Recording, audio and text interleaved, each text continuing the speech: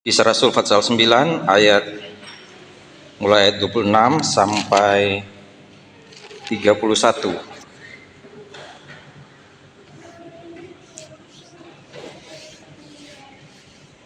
Tentang setibanya di Yerusalem, Saulus mencoba menggabungkan diri kepada murid-murid, tetapi semuanya takut kepadanya karena mereka tidak dapat percaya bahwa ia juga seorang murid. Kisah Rasul 9 ayat 27. Tetapi Barnabas menerima dia dan membawanya kepada rasul-rasul dan menceritakan kepada mereka bagaimana Saulus melihat Tuhan di tengah jalan dan bahwa Tuhan berbicara dengan dia dan bagaimana keberaniannya mengajar di Damsyik dalam nama Yesus. Dan Saulus tetap bersama-sama dengan mereka di Yerusalem dan dengan keberanian mengajar dalam nama Tuhan. Ia juga berbicara dan bersoal jawab dengan orang-orang Yahudi yang berbahasa Yunani, tapi mereka itu berusaha membunuh dia. Akan tetapi setelah hal itu diketahui oleh saudara-saudara anggota jemaat, mereka membawa dia ke Kaisaria dan dari situ membantu dia ke Tarsus. Selama beberapa waktu, jemaat di seluruh Yudea, Galilea, dan Samaria berada dalam keadaan damai. Jemaat itu dibangun dan hidup dalam takut akan Tuhan. Jumlahnya makin bertambah besar oleh pertolongan dan penghiburan Roh Kudus.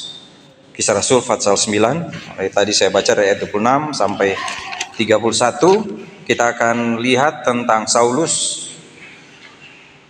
orang-orang yang melayani bersama dengan Saulus, dan pekerjaan Roh Kudus dalam pelayanan. Kita sudah bicara saat lalu tentang bagaimana Saulus bertemu dengan Tuhan Yesus dan dipenuhi dengan Roh Kudus.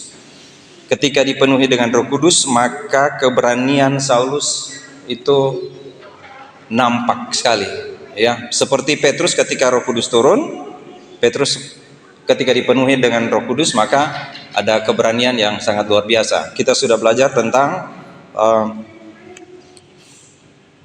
Bapa sudah menyatakan diri, Anak sudah menyatakan diri, dan sekarang Roh Kudus sudah menyatakan diri.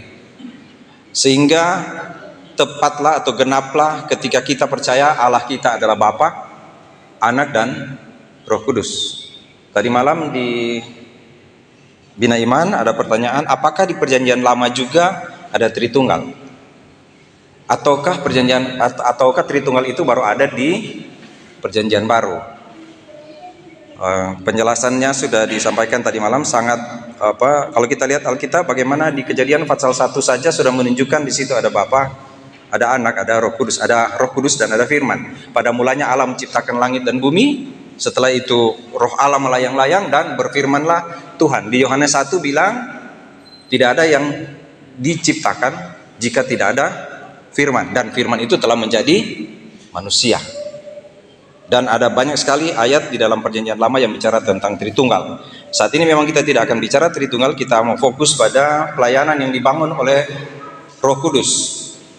Ketika Saulus bertobat atau ketika Saulus dipanggil oleh Tuhan Yesus, sesuatu yang tidak terjadi lagi, yaitu ketika dia dipanggil Tuhan, lalu Tuhan berbicara dengan dia dan dipenuhi dengan Roh Kudus, dan pada waktu itu juga dia tidak belajar dari siapapun, dari murid-murid, dari rasul-rasul, dia tidak belajar dari mana-mana, tetapi dia dengan Tuhan saja. Tidak ada lagi orang yang seperti itu. Tidak ada. Walaupun banyak kali mungkin kita dengar kesaksian, katanya ada dia lagi ini, lalu dia lihat langit terbuka, lalu dia lihat ada Tuhan Yesus datang, seperti itu. Tapi tidak akan seperti Paulus. Karena Paulus adalah rasul yang khusus, yang dipanggil Tuhan dengan cara yang khusus, untuk tugas yang khusus tapi lebih besar dari 12 rasul, tugas yang khusus tapi lebih besar dari semua nabi. Bahkan di dalam Alkitab dikatakan, semua yang dikatakan di dalam kitab nabi, bahkan kepada rasul-rasul, itu masih tersimpan sampai Paulus menyampaikan kepada bangsa lain bahwa anugerah Allah sampai juga ke bangsa lain. Nabi-nabi, rasul-rasul pingin tahu apa yang akan terjadi ke depan. Nabi-nabi mendapat penglihatan, tapi mereka masih melihat pada bangsa Israel dan kejadian dunia akhir. Mereka tidak dapat melihat keselamatan kepada bangsa lain, tidak ada. Kalau kita belajar tentang nubuatan, kita tidak akan lihat nubuat tentang bangsa-bangsa lain. Kalau bangsa-bangsa lain yang ada cuma penghukuman. Tetapi di Paulus dikatakan oleh Paulus dan oleh Tuhan, Pauluslah yang membuka jalan kepada bangsa-bangsa lain. Sehingga apa yang ingin diketahui oleh nabi-nabi, rasul-rasul baru diketahui mereka setelah Saulus bertobat. Petrus dalam Kisah Rasul pasal 10 akhirnya mengatakan seperti ini. Sekarang saya tahu, ayat 34 dari Yohanes dalam Kisah Rasul pasal 10. Petrus bilang, mulailah Petrus berbicara, katanya, sesungguhnya aku telah mengerti bahwa Allah tidak membedakan orang. Di Kisah Rasul pasal 10 baru Petrus bilang, saya tahu sekarang Allah tidak membedakan orang, karena Allah menyuruh Petrus ke Cornelius. Petrus harus ke Cornelius dan dia berdebat dengan Tuhan. Saya pakai kata berdebat itu karena dia menantang Tuhan. Tuhan bilang ini, Tuhan beri penglihatan kepadanya. Kita lihat di Kisah Rasul pasal 10. Ada binatang yang haram, lalu dia bilang pada Tuhan, Tuhan saya tidak boleh makan ini. Sebenarnya itu bukan soal makanan. Itu soal Tuhan mau bilang bahwa tidak lagi ada haram dan halal di antara bangsa-bangsa. Jadi tidak lagi ada bangsa halal lalu ada bangsa-bangsa haram. Tidak lagi ada bangsa pilihan dan bangsa bukan pilihan. Sekarang tidak ada beda lagi. Petrus bilang, saya mengerti sekarang bahwa tidak ada lagi perbedaan. Ayat yang ke-35 di Kisah Rasul pasal 10. Setiap orang dari bangsa manapun yang takut akan dia dan yang mengamalkan kebenaran berkenan kepadanya. Itulah firman yang ia suruh sampaikan kepada orang-orang Israel, yaitu firman yang memberitakan damai sejahtera oleh Yesus Kristus, yang adalah Tuhan dari semua orang. Baru Petrus pasal 10 Petrus tahu, oh iya, sekarang tidak lagi ada perbedaan antara orang Yahudi dan orang bukan Yahudi. Di ayat yang ke-28 di Kisah Rasul pasal 10, Petrus bilang begini, kamu tahu betapa kerasnya larangan bagi seorang Yahudi untuk bergaul dengan orang-orang bukan Yahudi atau masuk ke rumah mereka, tetapi Allah telah menunjukkan kepadaku bahwa aku tidak boleh menyebut orang najis atau tidak tahir. Petrus baru tahu, oh iya, sekarang tidak ada beda. Kenapa Petrus jadi tahu seperti itu? Karena di pasal 9 sudah ada rasul yang akan membuka jalan bagi bangsa-bangsa lain yang tidak lagi membedakan antara orang Yahudi dan bukan Yahudi. Sebenarnya yang duluan tahu Petrus. Petrus yang tahu, oh iya ya, tidak ada beda lagi sekarang ya. Padahal dia tidak mau masuk ke rumah orang bukan Yahudi, karena bagi mereka itu haram. Sehingga di 2 Petrus bilang, seperti yang dikatakan oleh saudara kita Paulus, yang dalam suratnya mengatakan kebenaran dari Tuhan Yesus. Jadi yang dirindukan oleh rasul-rasul, oleh nabi-nabi, yang ingin mereka tahu tentang apa yang terjadi ke depan sana, itu baru bisa mereka tahu setelah Saulus bertobat. Itu sebabnya Saulus dibilang, akulah yang meletakkan dasar, Yesus itulah dasar, aku yang meletakkan dasar, dan kamu harus membangun terus di atasnya. Artinya yang paling depan dalam zaman anugerah ini adalah Rasul Paulus. Yang lain sekarang ikut dari belakang. Tidak lagi berjalan sejajar. Petrus menulis surat kepada orang-orang Kristen, tapi dia di belakang Paulus. Termasuk Wahyu, kitab Wahyu. Jadi sangat penting pertobatan dari Rasul Paulus, supaya engkau penuh dengan Roh Kudus. Itu yang dikatakan Ananias kepada Saulus. Itu yang dikatakan oleh Ananias kepada Saulus, engkau akan dipenuhi Roh Kudus. Saulus diam saja, nggak bisa bilang apa-apa. Saya juga jelasin di Bina Iman itu kemarin tentang baptisan oleh Roh Kudus ke dalam tubuh Kristus. Ketika kita percaya, Roh Kudus yang datang dan penuhi kita, dan kita tidak punya apapun untuk mengatakan maaf saya tidak bisa terima, maaf saya tidak bisa menjadi milikmu Tuhan. Tidak ada. Orang boleh menolak percaya pada Tuhan Yesus, tetapi tidak dapat menolak Roh Kudus kalau Roh Kudus membaptiskan orang percaya ke tubuh Kristus, atau tidak dapat menolak ketika Roh Kudus dimeteraikan dalam hidup orang percaya, atau orang percaya menjadi baik Roh Kudus. Nggak ada yang dapat tolak. Tidak ada. Sebab kalau Roh Kudus sudah datang, tidak ada yang dapat mengusir Roh Kudus. Yang terjadi adalah bagi orang percaya mendukakan Roh Kudus, yaitu ketika sudah ada Roh Kudus dalam hidupnya, tapi dia mengabaikan Roh Kudus. Banyak gereja tidak terlalu banyak bicara Roh Kudus. Mungkin kita juga kali ya. Ya. Ada gereja yang sangat selalu bicara tentang Roh Kudus. Kita banyakkan bicara tentang siapa? Tentang Yesus Kristus ya. Tidak salah kan? Tetapi tolong jangan lupa, dalam pernyataan iman kita juga kita percaya pada Roh Kudus. Roh Kudus itu yang membaptiskan kita ke dalam tubuh Kristus. Roh Kudus yang menjadikan kita milik Allah, dimeteraikan dengan Roh Kudus, dan Roh Kudus yang memberi tugas kepada Saulus untuk pergi memberitakan Injil. Roh Kudus melahirkan gereja. Itu di teologi ya. Roh Kudus yang membuat Alkitab ini ada. Itu karya Roh Kudus. Alkitab adalah karya Roh Kudus karena diilhamkan oleh Roh Kudus. Sehingga oknum ini nggak bisa disingkirkan. Ada orang yang terlalu bukan menomorsatukan Roh Kudus sih sebenarnya. Sangat fokus pada Roh Kudus sehingga ada lagu Selamat Pagi Roh Kudus. Ada ya? Pernah nyanyi kita? Ada yang berhembuslah Roh Kudus di sini. Dia bikin Roh Kudus kayak angin sepoi-sepoi. Ada bilang angin apa? Angin mamiri. Berhembuslah Roh Kudus. Apalagi Roh Kudus datanglah di sini, usir roh jahat di sini. Memang Bapak Ibu pernah baca Roh Kudus mengusir roh jahat? Tapi banyak seperti itu kan. Salah paham tentang Roh Kudus juga fatal. Semoga kita ada waktu ya nanti kita mau belajar tentang Roh Kudus. Saudara lihat di sini, Bu Bapak lihat di sini, Saulus dia ketika menerima firman Tuhan, jadi gini, dia sekaligus menerima pertobatan dan menerima firman Tuhan, menerima tugas dari Tuhan. Itu Saulus. Sehingga sebenarnya kalau kita adalah pengikut Paulus, sebenarnya ketika kita percaya, kita menerima kelahiran kembali, kita menerima firman Tuhan, dan kita menerima tugas dari Tuhan. Kita menerima tugas dari Tuhan. Setiap orang yang punya Roh Kudus dalam hidupnya, dia akan menerima tugas dari Tuhan. Dan tugas dari Tuhan kalau digerakkan oleh Roh Kudus akan berdampak pada dua hal.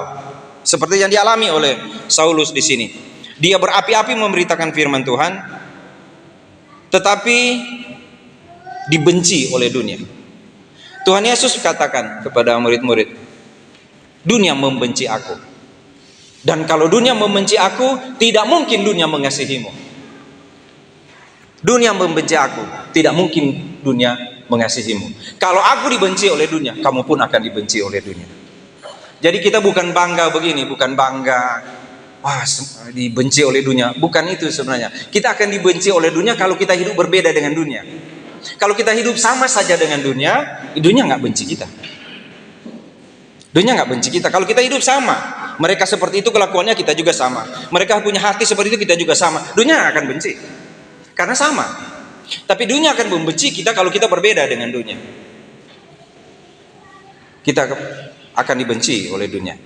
Nah, orang-orang yang bersama-sama dengan Saulus, tadi sudah kita bilang tentang Saulus, dia bicara tentang firman Tuhan di tempat yang saudara lihat pada waktu itu kita baca di situ di minggu lalu itu, dia pergi ke tempat ibadah orang Yahudi, itu ayat 20. Dia memberitakan Yesus di rumah-rumah ibadat, mengatakan bahwa Yesus adalah anak Allah.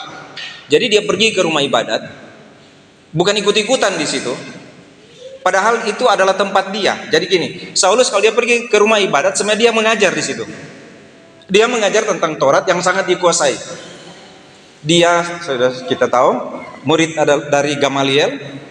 Ya, jadi kalau dia ke bait Allah, sebenarnya dia akan bicara tentang hal-hal yang ada di bait Allah itu. Tetapi ketika Saulus sampai di sana, dia berbeda sama sekali. Dia tidak bicara tentang Taurat. Dia bicara tentang Yesus adalah anak Allah. Sampai di Yerusalem pun begitu dia. Sampai di Yerusalem, dia juga masuk ke Yerusalem dan dengan berani mengajar dalam nama Tuhan. Jadi dia pergi ke orang-orang Yahudi di luar Israel. Sekarang dia pergi ke Israel, ke jantung Israel, bicara tentang Yesus adalah Mesias. Saulus seperti itu. Tetapi yang harus terjadi adalah, apakah seperti ini orang-orang percaya? Seperti di sini ada Ananias, ayat 25, sungguh pun demikian pada suatu malam murid-muridnya mengambilnya dan menurunkannya ke atas tembok kota dalam sebuah keranjang. Pelayanan itu bisa terjadi, Saulus bisa melakukan tugasnya sebagai rasul untuk bangsa-bangsa lain karena ada orang lain yang menopang. Dan itu adalah murid-muridnya yang didapatnya dalam waktu pendek. Hebat banget ya murid-murid itu ya. Cuma mengerti sedikit, tapi mereka langsung tahu yang Saulus bilang ini benar. Karena kami juga sudah dengar bahwa Yesus adalah Mesias yang sudah mati dan bangkit. Dan dalam pengetahuan yang sedikit itu, mereka tidak perlu pengetahuan yang banyak. Mereka cuma tahu ini adalah hamba Tuhan yang harus mereka sokong, dan mereka menyelamatkan dia lewat keranjang. Ada satu khotbah tentang Paulus di luar keranjang dan Paulus di dalam keranjang. Ya, yaitu ketika dia teraniaya dan ketika dia bebas. Tapi dia tidak juga bebas sampai di Yerusalem. Ayat 25 dia diturunkan, ayat 25, setiba di Yerusalem Saulus mencoba menggabungkan diri kepada murid-murid, tapi semuanya takut kepadanya karena mereka tidak dapat percaya bahwa ia juga seorang murid. Ini bagaimana ini? Kalau dia murid, dia mesti dari Yerusalem. Dia harus dari Yerusalem. Ini bukan dari Yerusalem, nongol dari sana tiba-tiba jadi murid. Bagaimana mau terima ini? Itu yang di dalam Kisah pasal 20 yang dikhotbahkan Ketua Sinode. Itu tentang hati-hati ada serigala-serigala. Kenapa saya katakan bisa jadi itu juga adalah orang yang diutus ke dalam jemaat, entah itu pakai surat SK. Karena bisa jadi juga itu akan seperti itu. Tetapi bisa jadi seperti Saulus. Yaitu memang dia datang untuk menjelaskan kepada orang di Yerusalem dan di Damsyik bahwa Yesus adalah Mesias. Yesus adalah Mesias. Saudara perhatikan ada satu kata pada satu nama. Pertama adalah Ananias. Ananias disuruh Tuhan untuk tumpang tangan kepada Saulus. Saya dikritik itu kemarin. Istri saya bilang ke saya buka mata kamu mendoakan pengurus. Kenapa? Kenapa kamu nggak tumpang tangan? Harusnya kamu begini. Kenapa kamu begini? Nggak begini juga, kamu malah begini. Kenapa? Saya bilang saya tidak merasa lebih tinggi dari penatua. Saya baru ngajar bahwa rasul dan lebih tinggi itu adalah penatua. Jadi kalau saya mau begini, ini nggak pantas bagi saya. Bagusnya saya begini kan? Nggak pantas begini. Lalu dia tanya, itu esensi? Saya bilang mungkin jadi kali ya. Memang kayak sudah begini-begini kali. Tapi saya ingat kata Pak Tamaro, tangan kosong, taruh di kepala kosong, jadi omong kosong. Jadi saya begini, minta maaf ke dia, minta maaf saya begini, tapi kamu berdosa karena kamu tidak tutup mata ternyata. Bukan saya lihat di foto, oh iya, berarti yang berdosa orang yang foto. Harusnya tutup mata, orang yang foto itu. Karena dia katanya waktu ikut Pak Ben ketika mau doakan, dia lihat tumpang tangan apa enggak katanya ini. Terus saya tanya, terus tumpang tangan? Enggak. Berarti yang benar enggak tumpang tangan. Bukan, itu termasuk gaya. Ada gaya begini malah tangan di pinggang waktu meneguhkan apa ada kan. Nah, saya kebetulan begini. Karena saya merasa saya tidak lebih tinggi dari orang-orang yang saya mesti tumpang tangan begini, nggak bisa. Ananias disuruh Tuhan untuk tumpang tangan kepada Saulus. Saulus juga bilang kepada Timotius, ada penatua-penatua yang tumpang tangan padamu. Saya tidak merasa punya kuasa. Jadi tidak melakukan, minta maaf ya bapak-bapak tidak ditumpang tangan. Nah biasanya yang tidak ditumpang tangan itu mengundurkan diri. Jadi siapa yang tepat di depan saya itu, kasihan itu. Kenapa itu? Waktu anak-anak STAM mau diutus, jadi semua pendeta, saya lagi duduk di belakang. Lalu, ayo para pendeta maju ke depan. Saya lupa kalau saya pendeta, karena waktu itu baru diangkat jadi pendeta. Baru ditabiskan jadi pendeta. Saya duduk terus, masih ada satu pendeta. Siapa ini pendeta sombong banget sih, lama banget. Terus Pak Sony, saya pendeta ya. Jadi semua begini, semua dosen-dosen pendeta begini, cuma saya yang begini. Nah sekarang tuh Pak mahasiswa yang di depan saya mundur Pak, sudah nggak ada di GA. Jadi hati-hati siapa yang berdiri sebelah sini, duduk yang bertelut di sini sudah bertelut lagi, kasihan banget. Saya kasihan sama melihat bapak disuruh bertelut.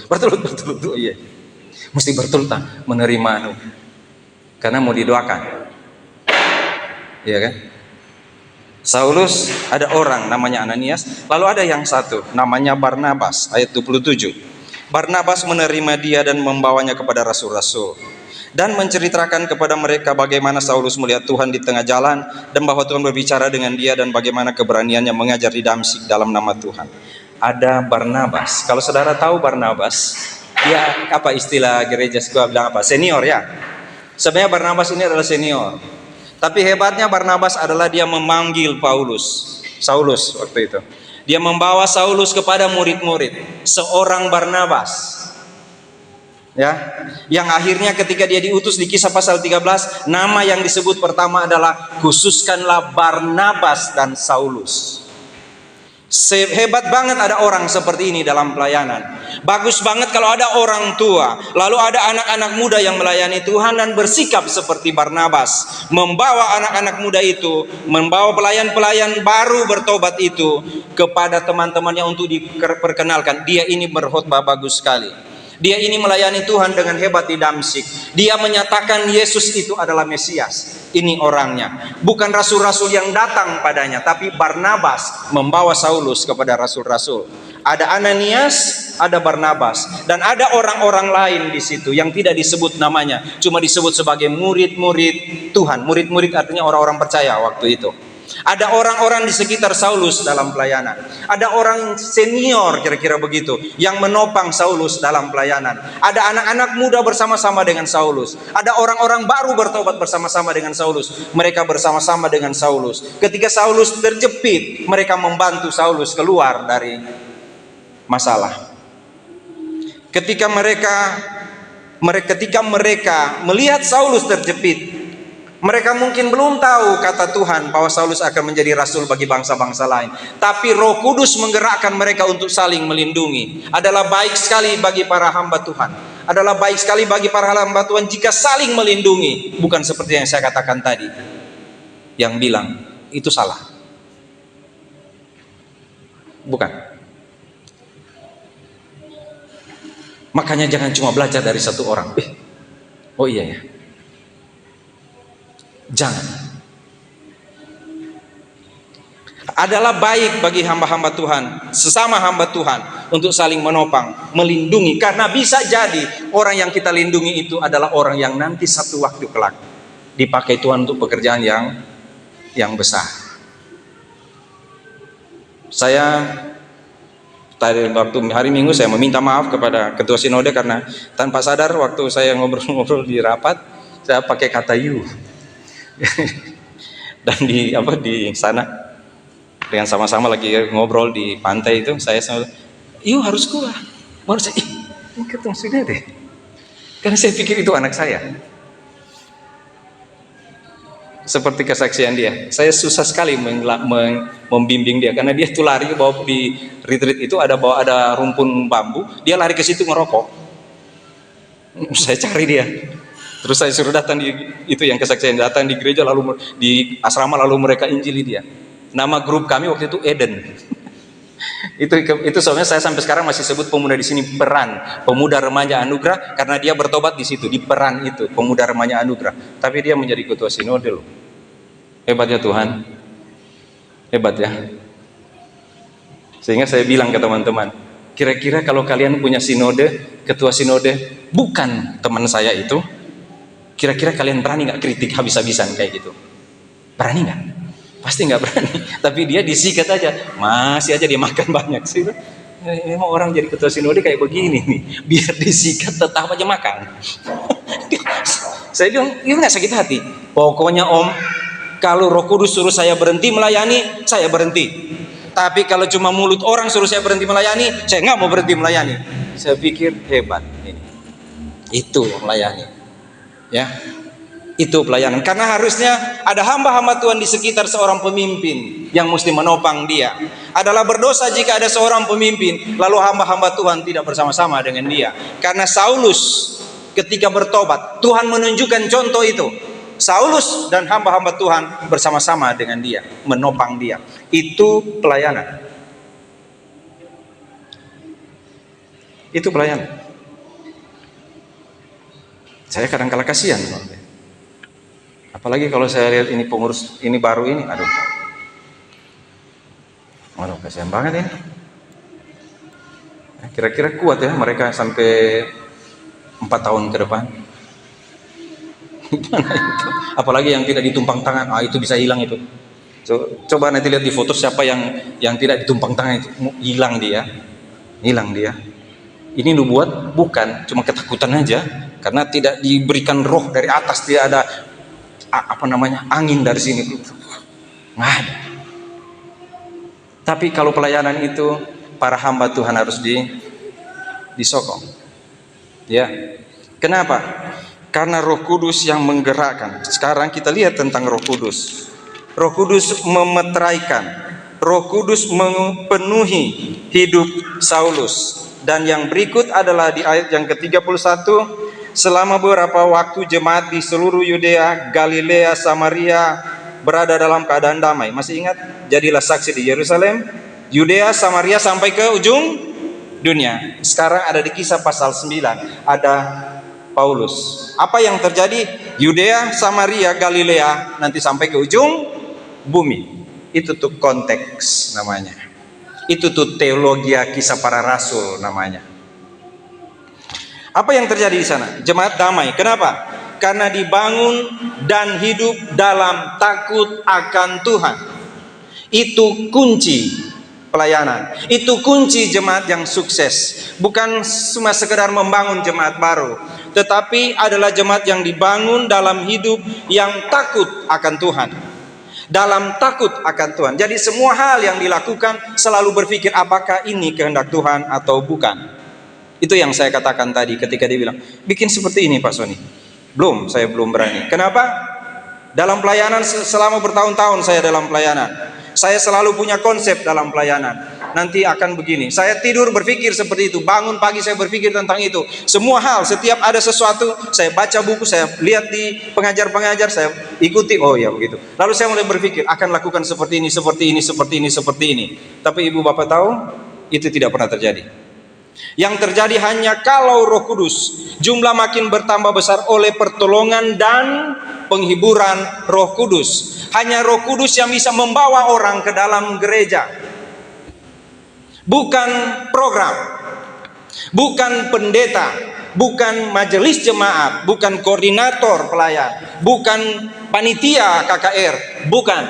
Kalau Roh Kudus membawa orang ke dalam gereja. Kenapa saya bilang itu? Itu doktrin kita. Roh Kudus membaptiskan orang ke dalam tubuh Kristus. Artinya Roh Kudus yang memasukkan orang ke dalam tubuh Kristus. Jadi seperti ini. Kita boleh ada program.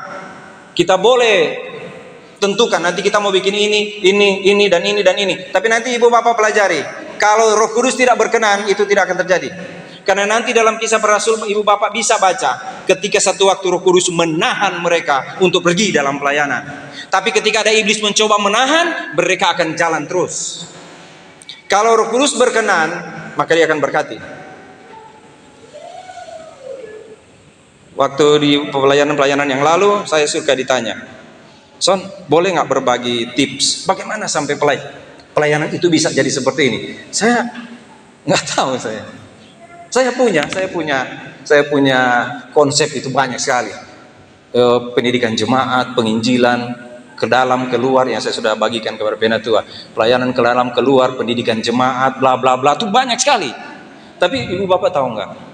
Itu nggak akan terjadi kalau Roh Kudus tidak tolong kita dalam pelayanan. Karena doktrin kita begitu. Roh Kudus yang akan membaptiskan orang ke dalam tubuh Kristus. Roh Kudus akan memasukkan orang ke dalam tubuh Kristus. Sehingga doanya hanya karena kemurahan Tuhan saja pelayanan itu bisa berkembang. Sehingga tidak ada kebanggaan apapun dalam pelayanan. Nggak ada bilang begini, dulu kami Pak, oh bagus sekali Pak. Nggak bisa. Cuma karena Roh Kudus memakai kita. Cuma karena Roh Kudus memakai kita, Dia yang menambahkan jumlah orang dan memberi penghiburan. Memberi penghiburan berarti kan ada dalam tekanan. Ada banyak sekali orang percaya berada dalam tekanan. Tapi karena ada Roh Kudus akan selalu memberi penghiburan. Roh Kudus akan selalu tunjukkan. Coba kamu pikir.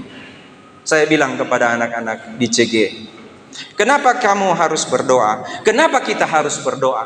Karena Tuhan selalu tunggu engkau bicara dengan Tuhan. Tuhan selalu tunggu engkau bicara dengan Tuhan. Pada waktu engkau naik ke tempat tidur akan tidur, Tuhan lagi duduk di situ atau Tuhan lagi lihat dari surga dan bilang, kenapa engkau tidak bicara dengan saya? Padahal engkau akan tidur. Saya bilang gitu kepada anak-anak CG. Kenapa engkau tidak bicara dengan saya? Padahal engkau bilang engkau percaya pada saya. Tapi kenapa engkau tidak bicara pada saya? Ketika engkau bangun pagi, Tuhan sudah ada di situ dan menunggu. Kenapa engkau tidak bilang terima kasih Tuhan, saya sudah bangun pagi ini? Lalu engkau ke sekolah, kenapa engkau lupa berdoa? Engkau hanya buru-buru kejar mobil, hanya buru-buru karena sudah dijemput, buru-buru dengan pakaianmu dan seterusnya. Tapi Tuhan selalu lihat dari surga dan engkau melangkah, membelakangi dia, meninggalkan dia. Kenapa engkau tidak berdoa padanya? Kenapa banyak anak Tuhan tidak bicara pada Tuhan? Padahal dia ada di situ. Kenapa anak Tuhan tidak minta pada Tuhan, Allah Roh Kudus berilah pelayanan kepada kami?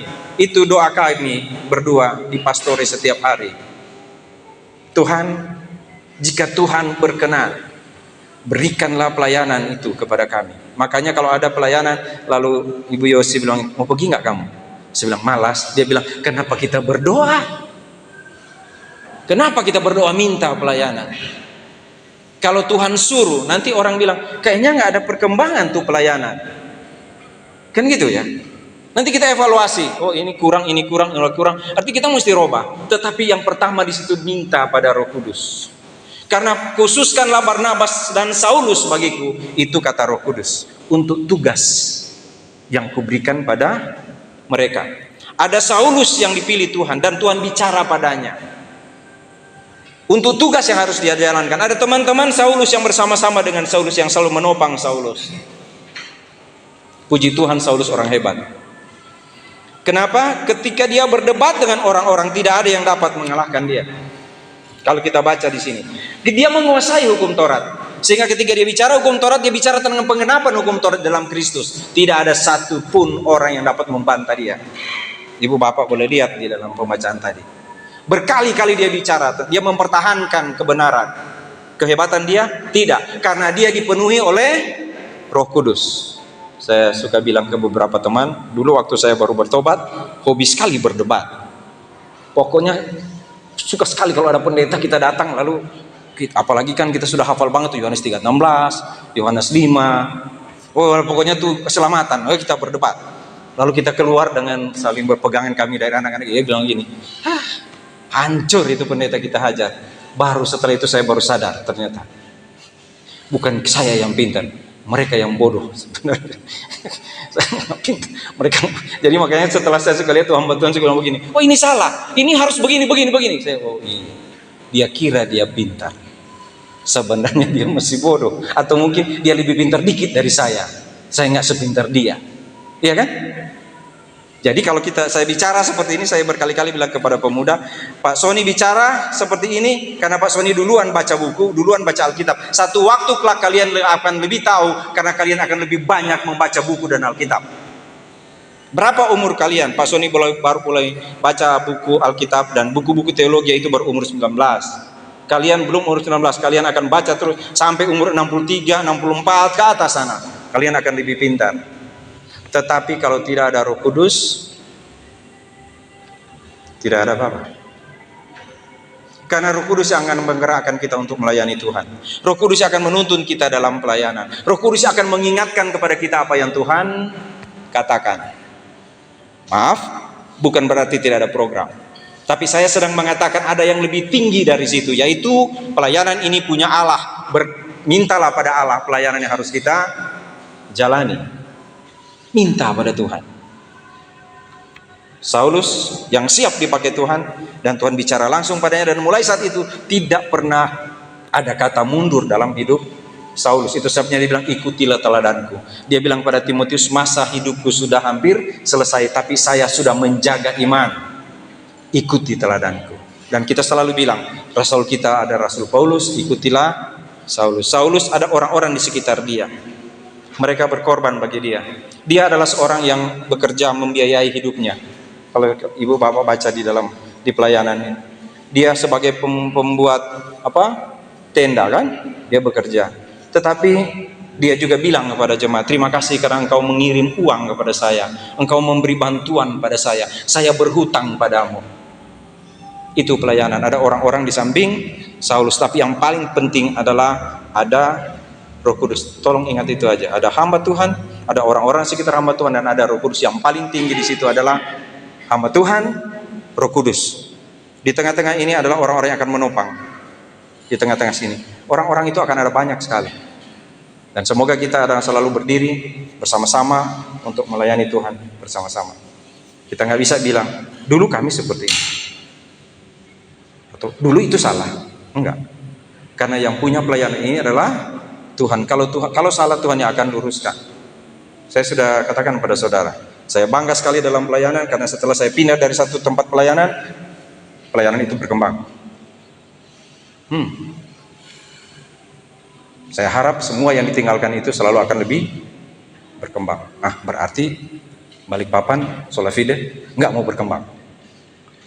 Kecuali saya pindah. Saya pindah, wah pasti ini akan berkembang. Itu pengalaman. Mari kita berdoa.